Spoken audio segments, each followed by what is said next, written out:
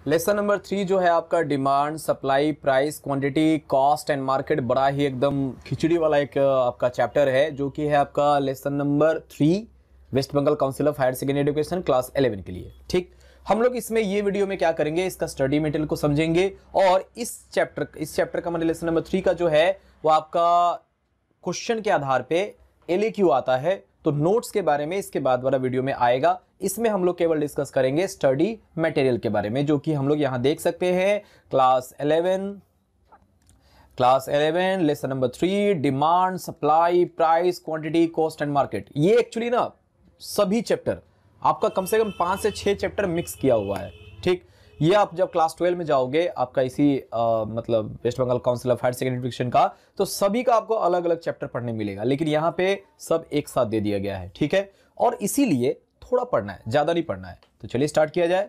हम लोग को पढ़ना क्या है 2000, चूंकि हम लोग ये जो मैं वीडियो बना रहा हूँ 2022 के पहले बना रहा हूँ, तो इसलिए मैंने ये क्वेश्चन टाइप दिया हुआ है आपका कौन कौन सा, MCQ, very short answer question, SAQ और LAQ। लेकिन अगर आप 23 में देख रहे हो या 24 के लिए देख रहे हो या 25 के लिए देख रहे हो आप अपना एग्जाम के लिए, तो केवल और केवल याद रखना, अगर कोरोना नहीं रहा तो आपका LAQ ही इस चैप्टर से आता है। LAQ आपका एक LAQ आता है 5 नंबर के लिए आता है, जो कि आपको लिखना है मार्क्स क्वेश्चन हो गया प्रश्न 5, तो यानी कि 5 नंबर आपका आता है। लेकिन 2022 में कुछ चैप्टर बाद चले गए हैं, इसलिए इस चैप्टर में इंक्लूड कर दिया गया है क्या क्या, MCQ, very short answer question और SAQ।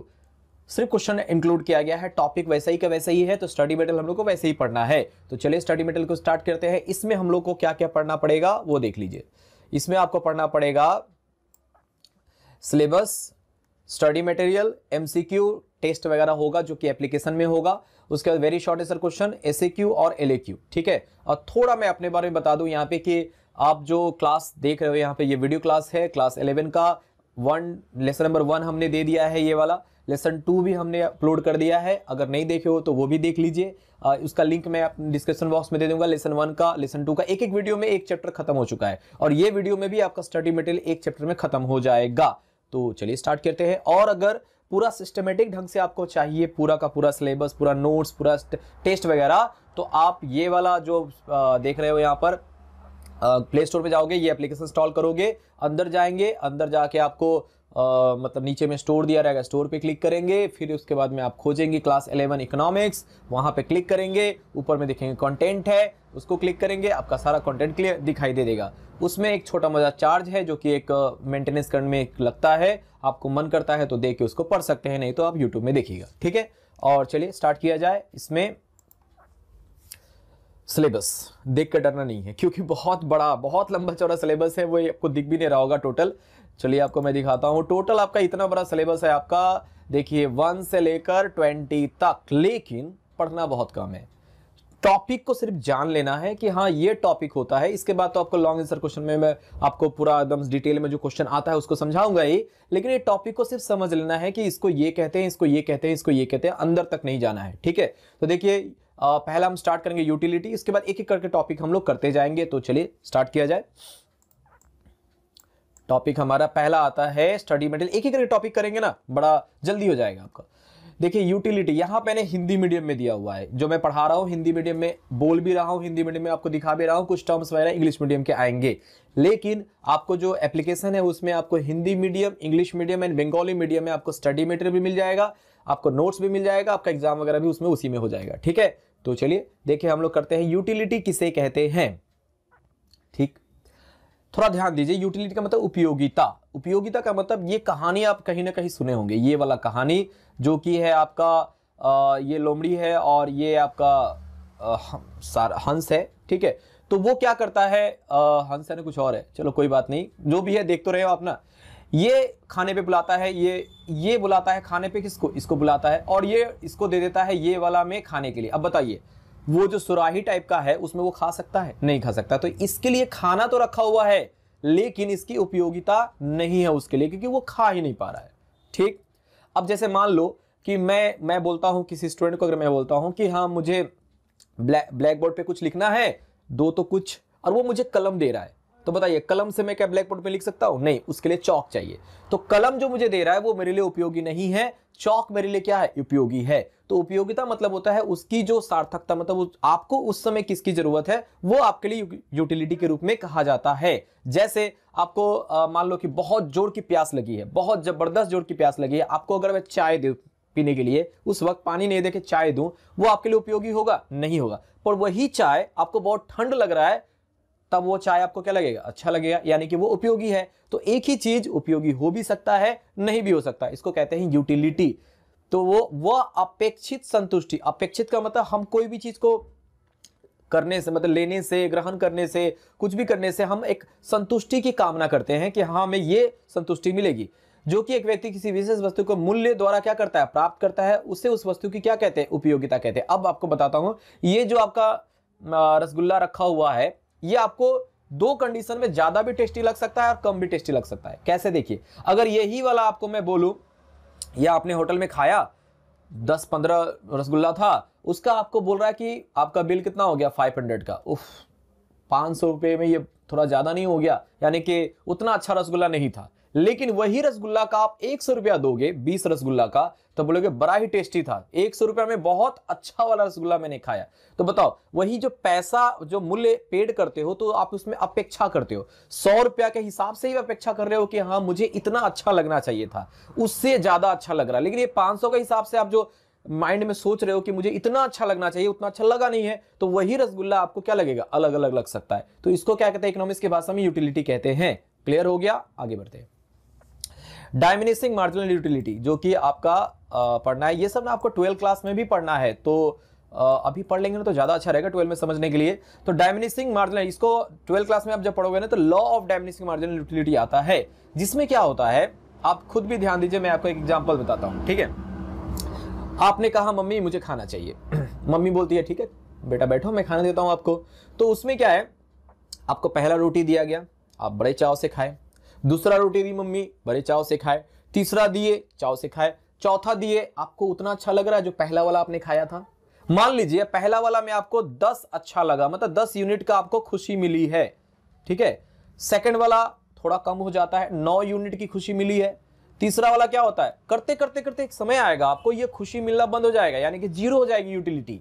तो देखिए इकोनॉमिक्स क्या है, आप मैथमेटिक्स में भी आ जाते हैं इसमें, क्योंकि वो आपको एक यूनिट के, मतलब हर चीज का एक ना हम लोग यूनिट के रूप में दिखा सकते हैं। हम लोग बोल सकते हैं कितना खुशी मिला, इतना खुशी मिला, तो यानी जीरो यूटिलिटी हो रहा है। यानी आपको अगर दे, जैसे ये भाई सब खा रहे हैं, प्राइस खा रहे हैं, पहला प्राइस मतलब पहला स्लाइस खाया उन्होंने, पहला स्लाइस देखो बहुत खुश हो रहे हैं वो, ये देखिए बड़ा ही खुश हो रहे हैं, अरे पहला वाला खाया है बड़ा मजा आ रहा है इसमें। तो ये पहला वाला जब स्लाइस खाया तो उन्होंने बहुत मजा लिया, यानी इसका यूटिलिटी बहुत ज्यादा है। यूटिलिटी क्या है, एक्सट्रीमली हाई है।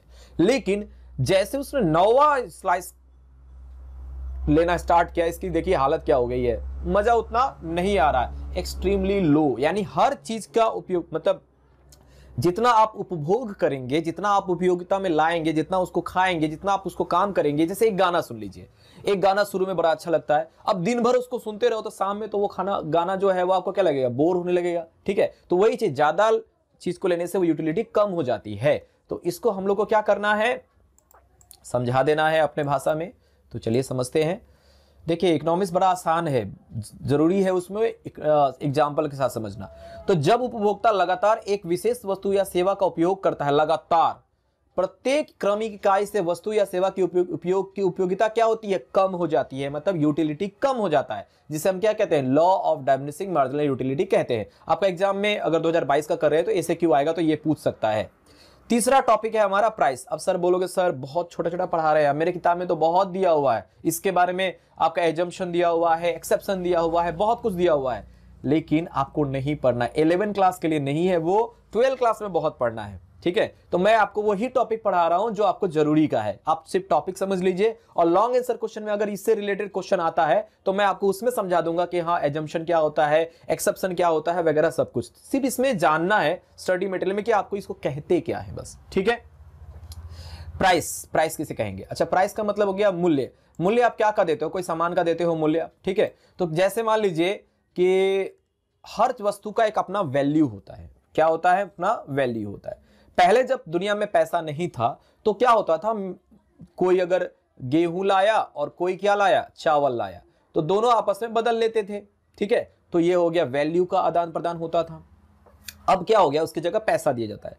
तो वैल्यू के स्थान पे जो हम मूल्य देते हैं, जो उसका हम मूल्य प्रस्तुत करते हैं, उसे हम कहते हैं मूल्य। जो कुछ दिया जाता है, जब किसी वस्तु के वैल्यू को मतलब उसके मान को मुद्रा में अगर हम व्यक्त करें, मतलब पैसे के रूप में व्यक्त करें, तो वो उसका क्या कहलाता है, मूल्य कहलाता है। जैसे आप यहाँ देखो सोने के बिस्किट रखी हुई है, ये इसका अपना वैल्यू है। इसी के बराबर यहां पर क्या रखा गया है, पैसा रखा गया है, ठीक है। तो ये आपका इसका क्या कहलाएगा, प्राइस कहलाएगा। क्लियर हुआ, आगे बढ़ते हैं।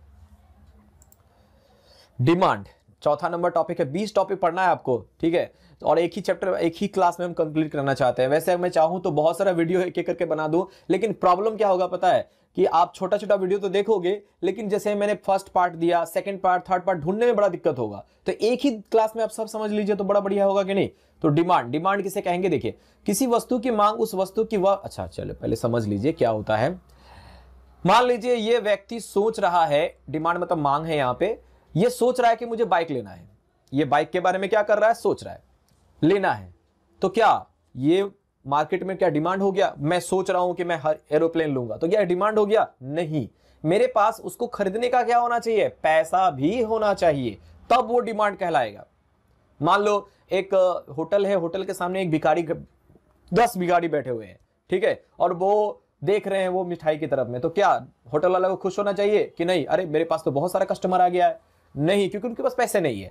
तो पैसा होने पर डिमांड, पहला तो इच्छा होनी चाहिए, पहला होगा विलिंग टू बाई, मतलब इच्छा होनी चाहिए। अगर हिंदी में बोलेंगे तो ये क्या कहलाएगा, हमारा इच्छा होना चाहिए। दूसरा क्या होना चाहिए, हमारे पास क्षमता होना चाहिए कि खरीदने का, हम उसको पैसा दे सके। और तीसरा, कभी कभी क्या होता है, हमारे पास पैसा, इच्छा भी है, क्षमता भी है। होटल में गए हम लोग क्या खाने के लिए, डोसा खाने के लिए, और देखा मुझे इडली बहुत अच्छा लगा, तो मैंने डोसा को साइड किया, इडली खरीद लिया। तो होता क्या है कि लास्ट में जब हम जाएंगे तो ये जो बाइक खरीदने गया है, वो समझो क्या कि वो बाइक खरीदने गया है ग्लैमर, और वो जाके वहां पसंद कर लिया आपको मतलब पल्सर का, या फिर ये कौन सा बाइक है, ये KTM है क्या, तो ये बाइक है, ठीक है। तो ये सब कोई भी बाइक वो खरीद सकता है, तो वो जाने के बाद वहां पर चेंज भी हो सकता है। तो ये क्या है, विलिंग टू स्पेंड, आखिरी समय में पैसा खर्चा कर रहा है या नहीं कर रहा है। जैसे आप ही लोग कहीं जाते हो टी शर्ट खरीदने के लिए, आपने वो टी शर्ट देख लिया, हाँ बहुत अच्छा लग रहा है मुझे, कितने रुपए, 300 रुपए, अरे ये से अच्छा वो लग रहा है, तो पहले आप 300 रुपए सोच के गए थे कि वही खरीदूंगा, लेकिन आप वहां जाने के बाद क्या करते हो, दूसरा भी खरीद सकते हो, तो वो विलिंग टू स्पेंड हो गया। तो ये तीनों चीज जहां पे होता है उसी को कहते हैं हम लोग डिमांड कहते हैं। क्लियर, इसी को किसी वस्तु की मांग उस वस्तु की वह मात्रा है जिसे किसी निश्चित समय में उपभोक्ता विभिन्न कीमतों पर खरीदने की इच्छा भी रखता है और क्षमता भी रखता है, दोनों चीज होनी चाहिए, ठीक है।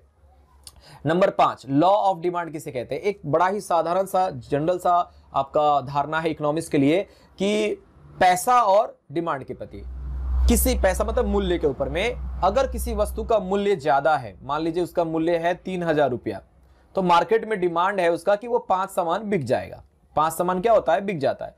लेकिन इसी का अचानक से क्या हो गया, मूल्य घटाकर कर दिया गया 1000 रुपया। अब बताओ, जैसे ही प्राइस घटा वैसे ही इसका डिमांड क्या होता है, बढ़ जाता है। मान लो आप कितना, 20 लोग खरीदना चाह रहे हैं उसको, तो कहने का मतलब है दाम घटा डिमांड बढ़ गया, दाम बढ़ता है डिमांड घट जाता है, इसी को कहते हैं लॉ ऑफ डिमांड।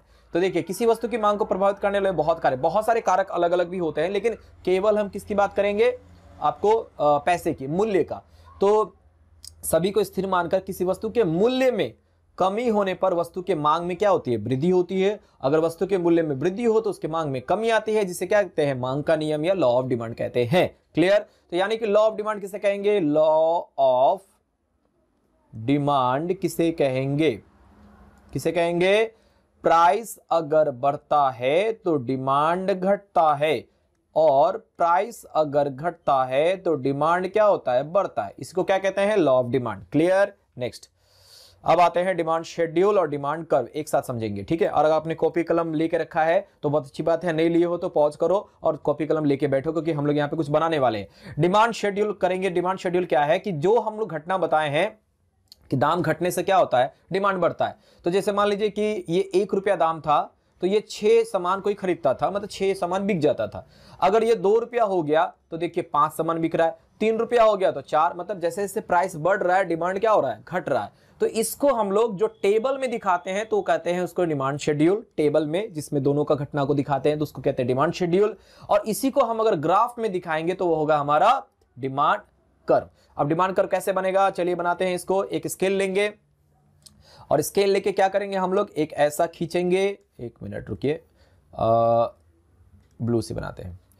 एक पहले लाइन ऐसा खींचेंगे स्केल से, फिर उसके बाद हम लोग ऐसा खींचेंगे। ये हो गया हमारा x, ये हमारा y हो गया, ठीक। अब हम लोग नीचे में हम क्या करेंगे, क्वांटिटी का हम देंगे क्वांटिटी, और ऊपर वाला हम जो y वाला लेंगे, अच्छा ये वाला ओरिजिन हो गया o वाला, और यहां हम क्या लेंगे, हमारा प्राइस ले लेते हैं, ठीक है। आप लोग भी बनाओ तो अच्छा रहेगा।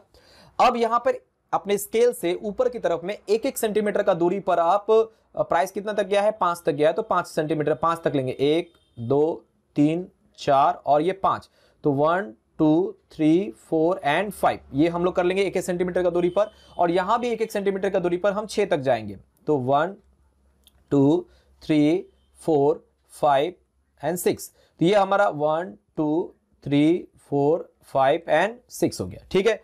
अब हम लोग इसको बनाते हैं, चलिए कैसे बनाएंगे कि ₹1 था तो कितना हो गया, 6 आपका कमोडिटी लगता था, तो ₹1 मतलब ये 1 तो क्या लगता था 6, तो ये पॉइंट हम यहाँ इसको अगर 1 यहाँ पकड़े तो इसके सीधा जाएंगे तो 6 क्वांटिटी यानी ये वाला बिंदु होगा। उसके बाद ₹2 था तो कितना था 5, तो ये 2 वाला से क्या जाएंगे 5 तक जाएंगे और यहां पर बिंदु देंगे। 3 वाला में कितना है 4, तो हम यहां बिंदु देंगे। यहां देखिए ये वाला और ये वाला को मिलाते हैं, 4 वाला होगा तो यहां पर बिंदु देंगे, यानी कि ₹4 तो 3 सामान खरीद रहा है तो यहां बिंदु देंगे। और अगर ₹5 हो रहा है तो कितना हो गया 2, तो ये यहां पर देंगे। अब बताइए यहां पर ये जो हमारा सामान, ये जो ऐसे करके रेखा बन रहा है इसी को बोलते हैं हम लोग डिमांड कर्व, डिमांड कर्व। तो सीधी सी बात है, जो भी शेड्यूल में दिया गया है उसको हम लोग ग्राफ के रूप में अगर दिखाते हैं तो उसको कहते हैं डिमांड कर्व, बस उसी को लिखा हुआ है समझ लीजिएगा। नेक्स्ट आते हैं, अभी हम लोग आते हैं सप्लाई पे। सप्लाई किसे कहते हैं, अच्छा ये बताओ, मार्केट में आप बाजार में जाते हो तो सामान देखते हो, दुकान में बहुत सारा सामान रखा हुआ है, ठीक है। ये बताओ जितना सामान रखा हुआ है वो सारा बिक जाएगा, नहीं बिकेगा। यानी डिमांड कम होती है, सप्लाई ज्यादा होता है। डिमांड होती है कि आपके पास इच्छा होना चाहिए, पैसा होना चाहिए, तभी आप खरीदोगे। सप्लाई में क्या है कि लोग धारणा के अनुसार, हम अगर मालिक है और सामने कल दिवाली है, दिवाली नहीं, हम लोग सरस्वती पूजा है, कल क्या है सरस्वती पूजा है, तो सरस्वती पूजा में जो सामान लगता है पूजा के लिए, जैसे मान लीजिए उसमें मतलब जितना भी पंडित जी ले देते हैं ना कि इतना लिस्ट बना के कि हाँ ये सब लेकर आइए, तो वो सब सामान अगर हम बेचने वाले हैं तो बताओ हम सप्लाई ज्यादा कर देंगे कि नहीं। सप्लाई मतलब कि मार्केट में वो सामान को ज्यादा रखेंगे। दूसरी बात उदाहरण देते हैं हम लोग, जैसे आप लोग 26 जनवरी या 15 अगस्त के पहले देखोगे हर दुकान में आप देखोगे कि झंडा बेच रहा है वहां पे, तो इसका मतलब जैसे ही हमें लगता है कि हम डिमांड बढ़ने वाला है, हम अपना सप्लाई को, क्या सप्लाई मतलब जो आपूर्ति है उसको हम क्या करते हैं, बढ़ा देते हैं। तो दिए गए अवधि के दौरान विशेष कीमत पर बेचने के लिए, विशेष कीमत क्यों है, जैसे मान लीजिए मैं अगर सामान को दे रहा हूं, अगर मैं झंडा का दाम रखा हूं ₹5 तो लोग खरीद रहे हैं, अगर मुझे कॉस्टिंग पड़ रहा है ₹10 तो मैं ₹15 में बेचूंगा, तो मैं जानता हूं ना कि ₹15 में कम लोग खरीदेंगे, तो इसलिए मैं थोड़ा सप्लाई कम करूंगा। तो कीमत पर बेचने के लिए विक्रेता द्वारा प्रदान की जाने वाली किसी वस्तु की मात्रा को हम क्या कहते हैं, आपूर्ति कहते हैं। Clear. Law of supply, law of supply क्या है, देखिए कि जिस तरह से हम लॉ ऑफ डिमांड था उसी तरह सप्लाई है। अब याद कर, ध्यान दो, अगर आप मालिक हो, आप सामान बेच रहे हो ₹5 में, आप कुछ लाभ कमा रहे हो, कितना कमा रहे हो, ₹2 कमा रहे हो, ₹3 आपका कॉस्टिंग हुआ है, ठीक है। अचानक से क्या हुआ, इसका दाम बढ़ के ₹7 हो गया मार्केट में, और आपको मालूम चल गया ये बात। अब बताओ सामान ज्यादा भेजोगे बेचने के लिए ना कम भेजोगे, ज्यादा भेजते हैं ताकि हमें ज्यादा फायदा हो, ₹5 का मेरा फायदा होने वाला है, ठीक है। तो कहने का मतलब है कि अगर प्राइस बढ़ता है किसी वस्तु का तो सप्लाई भी बढ़ जाता है, प्राइस घटता है तो सप्लाई क्या होता है, घट जाता है। यहां पर इसी चीज को देखेंगे, law of supply, law of supply, ये इसी चीज को ऊपर में लिखा हुआ है, हम यहां पर बना देते हैं कि क्या है, प्राइस अगर बढ़ता है तो सप्लाई भी क्या हो जाएगा, बढ़ जाएगा, और अगर प्राइस घटेगा, प्राइस अगर घट जाता है तो मेरा तो मुनाफा कम हो गया, तो हम सप्लाई भी क्या कर देंगे, कम कर देंगे। क्लियर हुआ। जैसे आलू का ही ले लो, मेरा आलू का भंडार है मेरे पास और आलू बिक रहा है ₹20 किलो, तो मैं मार्केट में 100 किलो उतार दे रहा हूं, लेकिन वही ₹30 किलो हो जाए तो मैं बोलूंगा हाँ 200 किलो ले जाओ। क्यों, पैसा ज्यादा मिल रहा है इसमें। ठीक, अब आते हैं सप्लाई शेड्यूल और सप्लाई कर्व। इसको भी हम लोग उसी समझेंगे टेबल के द्वारा। जब टेबल में दिखाएंगे तो शेड्यूल होगा, कर्व में दिखाएंगे तो हमारा वो कर्व कहलाएगा। तो देखिए करते हैं, ये देखिए इसको तो मैंने बना दिया है। तो 10 रुपया दाम था तो हम कितना 20 क्वांटिटी सप्लाई कर रहे थे। 15 रुपया दाम हो गया तो हम कितना सप्लाई कर रहे हैं 50, क्योंकि दाम बढ़ गया तो हम ज्यादा मुनाफा कमाएंगे। ज्यादा मुनाफा मतलब ज्यादा सप्लाई करेंगे। 20 रुपया हो गया तो और ज्यादा हम भेज रहे हैं, 100 क्वांटिटी भेज रहे हैं। तो देखिए यहाँ पर 5, 10, 15, 20 का ये प्राइस का दिया हुआ है और एक एक सेंटीमीटर पर देखिए 20, 40, 60, 80 और ये। तो पहला हम कितना 10 रुपए में बेच रहे हैं, तो 10 रुपया का कितना बेच रहे हैं हम लोग 20। तो 20 पर ये देखो पहला यहाँ ऐसे, तो बिंदु कहाँ लगेगा, यहाँ लगेगा। उसके बाद 15 रुपया का कितना हो गया 50, तो ये 50 यहाँ पर ये बिंदु लगेगा। और 20 का कितना होगा, 20 का इस तरफ आएंगे तो कितना 100 पे होगा, तो ये बिंदु लगेगा। यानी आपका कर्व कैसा बनेगा, ऐसा बनेगा, ऊपर की तरफ जाएगा। इसके पहले मैंने बताना भूल गया कि डिमांड कर्व क्या होता है, नीचे की तरफ आता है और ये ऊपर की तरफ जाता है। अब आते हैं 12 और 13 इक्विलिब्रियम प्राइस। इसको टेबल में दिखाना क्या है, वो शेड्यूल है, और कर्व में दिखाना क्या है, आपका सप्लाई कर्व है। अच्छा, अब आते हैं इक्विलिब्रियम प्राइस। इक्विलिब्रियम प्राइस किसे कहेंगे, इक्विलिब्रियम का मतलब होता है संतुष्टि। संतुष्टि मतलब देखिए मार्केट में क्या होता है, आप लोग भी कभी कभी सोचते होंगे कि किसी वस्तु का दाम घटता बढ़ता क्यों रहता है।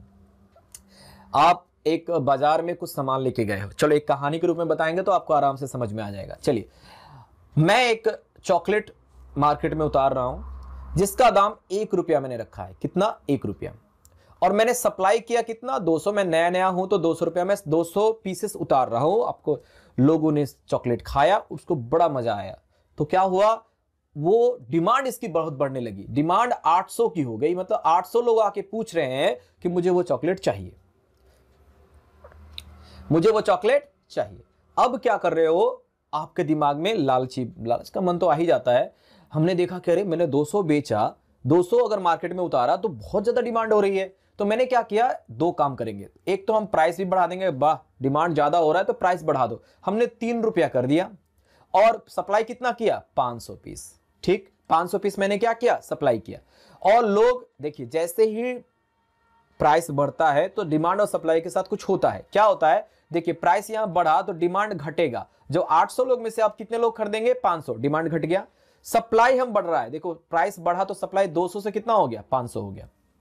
अब क्या, तो दोनों जितना आ रहा है उतना बिक जा रहा है। तो मैं अभी भी लालची बनूंगा, क्यों, क्योंकि अगर मैं अभी भी बिक रहा है तो मुझे लगेगा ना कि और मैं भेजूंगा तो और बिकेगा। तो मैंने क्या किया, 5 रुपया उसका दाम कर दिया चॉकलेट का, और उसको मैंने 800 सप्लाई कर दिया। नियम यही तो कहता है ना कि जितना ज्यादा हम प्राइस बढ़ाएंगे वैसे ही क्या होगा, हमारा सप्लाई भी बढ़ेगा। तो हमने 800 भेजा। लेकिन अब मार्केट में ये बात हो गई कि अरे ये तो पहले 1 रुपया मिलता था इतना अच्छा, 5 रुपया में अच्छा नहीं लग रहा, यूटिलिटी इसकी कम हो गई है। तो कहने का मतलब है कि 200 ही क्या होगा आपका, ये होगा मतलब 200 ही बिकेगा। अब बताओ ये मालिक को नुकसान हो रहा है कि नहीं हो रहा है। तो कहने का मतलब है कि मालिक यहां क्या सोचेगा, नहीं ये थोड़ा ज्यादा हो गया, अब हमको सप्लाई को क्या कर देना है, कम कर देना है। तो सही में बताइए कहां पर दोनों खुश है, क्वांटिटी भी खुश है और आपका जहां पे दोनों डिमांड भी खुश है और सप्लाई भी खुश है। बताओ तो कौन कौन, बेचने वाला भी खुश, खरीदने वाला भी खुश। कहां पर, कौन से जगह पे, ये वाले जगह पे। ये जो 500 आ रहा है, नहीं 500 आ रहा है और 500 क्या हो रहा है, बिक जा रहा है। यहां पर जितना सामान आ रहा है उतना बिक जा रहा है। तो बेचने वाला भी खुश, खरीदने वाला भी खुश। यहां पर देखिए 800 आ रहा, खरीदना चाहता है, 200 आ रहा है। तो ये तो खुश है कि चलो मेरा बिक गया सारा, लेकिन ये तो नाराज हो गया कि हमें नहीं मिली है। ठीक, यहां पर देखो जितना लोग खरीदने मतलब जितना बेचने वाला आ रहा है उससे कम खरीदने वाला आ रहा है। यहां पे असंतुष्टि है, मजा नहीं आ रहा है। तो इसका मतलब कहां पे दोनों खुश होंगे, ये दोनों जगह पे दोनों खुश होंगे। तो इसी को कहते हैं इक्विलिब्रियम प्राइस और इक्विलिब्रियम क्वांटिटी। अब ये बताओ इस कहानी में हमने क्या समझा कि इक्विलिब्रियम प्राइस कौन सा होगा, 3 रुपया। इसमें क्या होगा, 3 रुपया पर क्या निकलेगा, इक्विलिब्रियम प्राइस, और आपका क्वांटिटी क्या निकलेगा 500। यानी देखो 3 रुपया क्या निकलेगा, इक्विलिब्रियम प्राइस, और क्वांटिटी कौन सा होगा इक्विलिब्रियम आपका 500। तो यहां देखो इसमें हम इसको बनाए हैं, आपको एलक्यू में भी समझा देंगे कैसे बना है। हम डिमांड क्या होता है ऊपर से नीचे आता है, और सप्लाई क्या होता है नीचे से ऊपर जाता है। दोनों आपस में जहां मिल गया, डिमांड और सप्लाई बराबर हो गया, वहीं इक्विलिब्रियम बन जाता है। तो इसको ई से दिखाया जाता है, इसलिए ये क्या बना है, इक्विलिब्रियम बना है। एलक्यू में अच्छे से समझ लेंगे हम लोग, ठीक है, क्लियर हो गया। अब आते हैं नेक्स्ट टॉपिक, मार्केट। मार्केट किसे कहते हैं, आप तो जानते हो मार्केट मतलब बाजार, बाजार मतलब आप जाके सामान खरीदते हो, बेचने वाला भी रहता है, खरीदने वाला भी रहता है, ठीक है। तो बेचने वाला कौन है? सेलर। खरीदने वाला कौन है? बायर। तो बेचने वाला कौन है, इसको थोड़ा सा हम बताते हैं, क्लियर होगा आपको। 12 क्लास के लिए तैयार हो जाएगा अगर ये पूरा पूरी समझ लेते हो आप। देखिए, जो एक सेलर है, बेचने वाला, वो क्या करता है? सप्लाई करता है। वो क्या करता है? सप्लाई करता है। और जो बायर होता है, बायर, वो क्या करता है? खरीदता है। तो खरीदने वाला क्या होता है? डिमांड करता है। वो क्या करता है? डिमांड। तो वो जगह सिर्फ बाजार ही नहीं, वो सारे जगह जहां सप्लाई और डिमांड एक दूसरे को प्रभावित करते हो, वो सारा का सारा मार्केट कहलाता है। तो जैसे कि आप ये बाजार देख सकते हो, ये वाला भी मार्केट है, ये वाला भी मार्केट है, और आप इंटरनेट से भी खरीदते हो ना, इंटरनेट में मतलब ऑनलाइन वगैरह भी खरीदते हो, तो वो भी एक बाजार ही है। जैसे ये वाला भी आपको इंटरनेट से खरीदते हो, वो भी बाजार ही है। आप यहाँ पर वीडियो देख रहे हो, मुझे पैसे मिल रहे हैं, ये भी क्या है? बाजार ही है। बहुत कम मिलते हैं लेकिन, ठीक है। तो ये हो गया आपको।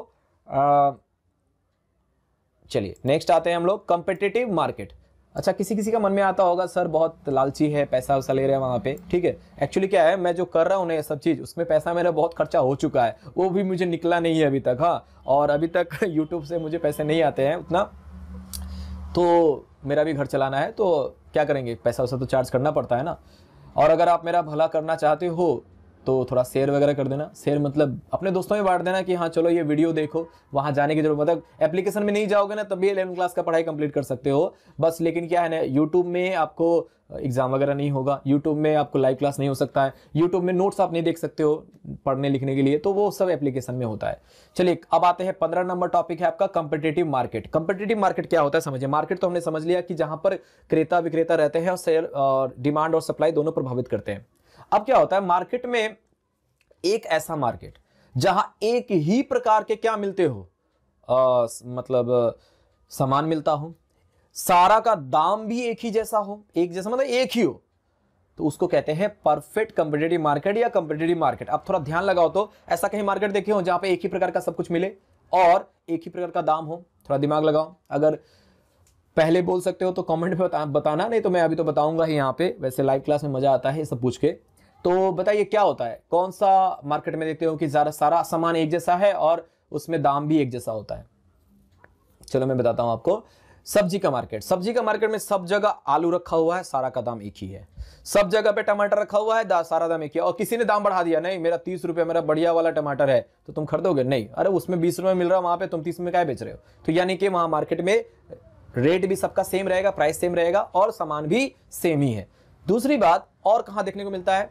मछली मार्केट। मछली में भी रोहू मछली, हर जगह रोहू मछली ही मिल रहा है और हर जगह दाम वही है। तीसरा हो जाता है जेरोक्स का दुकान। जेरोक्स का दुकान में हर जगह जेरोक्स बिक रहा है, मतलब जेरोक्स करवा रहे हो, दुकान भी वैसे। और अभी तो बंगाल में बहुत खतरनाक चल रहा है एक जैसा चीज का, लॉटरी का, एक लाइन से लॉटरी का दुकान लगा रहता है, तो वो भी क्या है? कॉम्पिटिटिव मार्केट है। इसमें कुछ खास बातें हैं, वो जान लो, एग्जाम में काम आता है आपका, एमसीक्यू वगैरह में ये बहुत इंपॉर्टेंट हो जाता है कि इसका कैरेक्टरिस्टिक्स क्या क्या है। पहला तो होमोजीनियस प्रोडक्ट, होमोजीनियस का मतलब एक जैसा प्रोडक्ट होगा। दूसरा, फ्री एंट्री एंड एग्जिट, कोई भी दुकान लगा सकता है, कोई भी दुकान उठा सकता है, इसके लिए कोई कागजात की जरूरत नहीं होती है। तीसरा नंबर, आइडेंटिकल प्राइस, मतलब एक जैसा प्राइस होगा, 20 रुपए किलो तो वहां भी 20 रुपए kilo. Perfect knowledge about the product, आपको पूरा पता होगा कि ये प्रोडक्ट क्या होता है। उदाहरण के तौर पे जो नहीं पता है वो बताता हूं आपको, कॉलगेट या क्लोजअप या कोई भी सामान आप बाहर से खरीदते हो जो दुकान में होता है, जिसका बहुत सारा अलग अलग प्रकार मिलता है, तो वो आपको पता है अंदर क्या है? नहीं है। बस आप एडवर्टीजमेंट के पीछे भागते हो कि हाँ मेरे टूथपेस्ट में नमक है तो नमक के लिए वो करना है, सेंसोडाइन के लिए वो करना है, वगैरह वगैरह, ठीक है। लेकिन एक्चुअली कंपटीटिव मार्केट में जो प्रोडक्ट होता है उसके बारे में आपको फुल नॉलेज होता है, मछली क्या है नहीं है सब पता होता है आपको। नो एडवर्टीजमेंट को कभी देखियो आप सब्जी वाला को एडवर्टीजमेंट करते हो कि मेरे यहाँ से सब्जी खरीदो, या मछली वाला को कि हाँ मेरे यहाँ से मछली खरीदो, ऐसा कभी नहीं होता है, तो वो लोग एडवर्टीजमेंट नहीं करते हैं।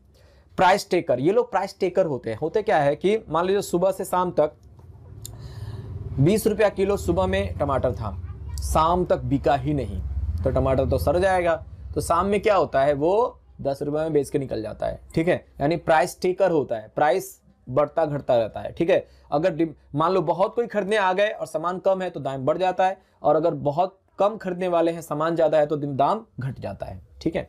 तो ये चीज हो गया। आप बोलोगे सर तो ये तो आइडेंटिकल प्राइस नहीं हुआ, लेकिन ये सभी का घटता है, मतलब आसपास जितना है ना लोग सबको ही घटा देते हैं। 16 नंबर, कॉस्ट। कॉस्ट किसे कहेंगे? जो भी हम सामान बनाते हैं, उत्पादन करते हैं। लेसन नंबर 1 में आपने पढ़ लिया है कि 4 प्रकार के हमें फैक्टर की जरूरत होती है, लैंड, लेबर, कैपिटल और एंटरप्रेन्योर। इनके ऊपर जो खर्चा होता है इसी को कहते हैं हम लोग कॉस्ट। क्लियर? बस इतना ही जानना है, ठीक है। और बहुत तरह के हैं, आगे बढ़ते हैं। फिक्स्ड कॉस्ट क्या होता है? वो सारी कॉस्ट जो फिक्स्ड पे लगता है, मतलब जैसे मान लीजिए एक उदाहरण दे देंगे तब समझ में आएगा। आप अपने घर पे चाय का दुकान किए हो, चाय का दुकान करने के लिए आपने क्या किया है? चूल्हा खरीदा है, सस्पेन खरीदा है, छन्ना खरीदा है, चाय को मिलाने के लिए चम्मच खरीदा है, ठीक है। तो ये बताओ, आपका ये जो खरीदे हो ये क्या खत्म हो जाता है? नहीं होता है, वो आपका 2 महीना 3 महीना चलते रहता है। आपका प्रोडक्ट जो बना रहे हो, चाय जैसे चूल्हा हो गया, वो तो आपका हमेशा रहेगा। आपका जो बर्तन लिए हो, सस्पेन लिए हो, वो तो आप चाय बनने के बाद भी वैसे ही रहता है। तो वो सारे उत्पादन में लगने वाले जो है, वो जो हम लोग फिक्स्ड करके रखते हैं, वो खत्म नहीं होता है, उसको कहते हैं फिक्स्ड कॉस्ट। उत्पादन के प्रक्रिया निश्चित कारकों पर जो निर्माता खर्चा करता है उसको कहते हैं फिक्स्ड कॉस्ट। अब कुछ कॉस्ट होते हैं वेरिएबल कॉस्ट। वेरिएबल कॉस्ट क्या होता है?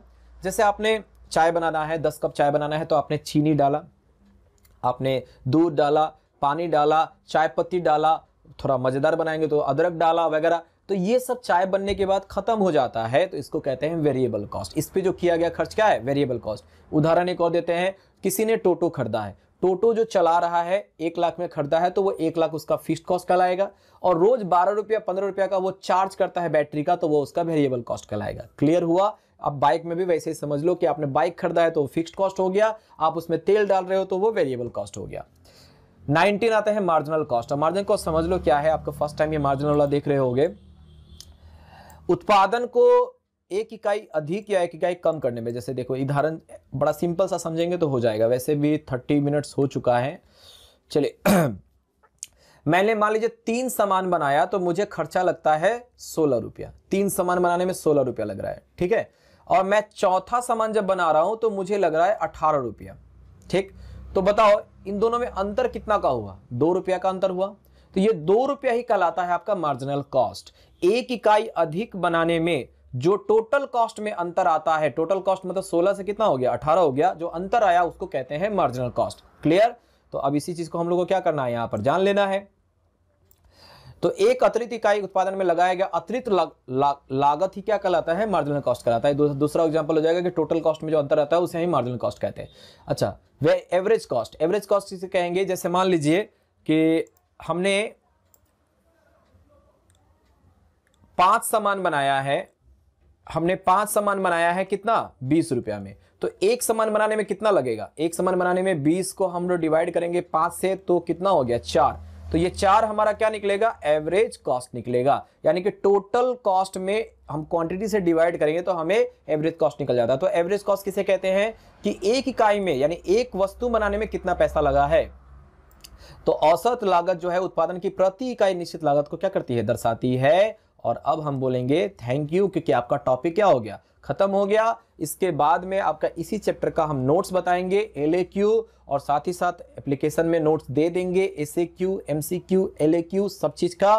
तो आपका इंतजार रहेगा। और साथ ही साथ आप अच्छा लगता है तो इसको शेयर कीजिएगा, दोस्तों में बोलिएगा, क्योंकि चैप्टर हम यहाँ पे पूरा कंप्लीट कराएंगे। ठीक है, तो आज का क्लास हम यही खत्म करते हैं, मिलते हैं नेक्स्ट क्लास में। Thank you.